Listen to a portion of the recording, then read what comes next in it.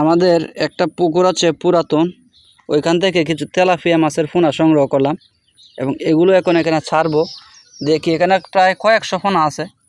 যদি বেঁচে থাকে, মানে শতকরা যদি একটা বাঁচে, যদি 500 পোনা হয়ে থাকে এখানে, তাহলে 5টা যদি বাঁচে তাও বড় হইলে পরে 3 থেকে 4 কেজি বা 5 কেজি হইতে পারে। আল্লাহ ভরসা। এই যে দেখুন সবাই দৌড়তেছে। এই যে এটা হচ্ছে আমাদের এই পুকুরে ছাড়লাম, আর মাছগুলো আনছে হচ্ছে আমাদের বাড়ির পুকুরে, অর্থাৎ বাড়ির 10 জনের যে পুকুর ওইখান থেকে। আই দেখেন বাহির হইতে চায় না সবগুলো মাছ। আই রে,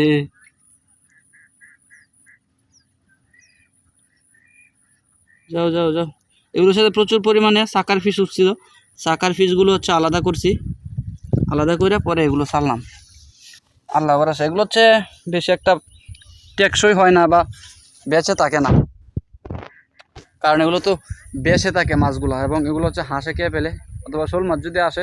শোল মাছ হচ্ছে আমাদের এই পুকুরে আছে, যদি সামনে পড়ে তাহলে এক কামড়েই সবগুলোকে খেয়ে ফেলতে পারবে।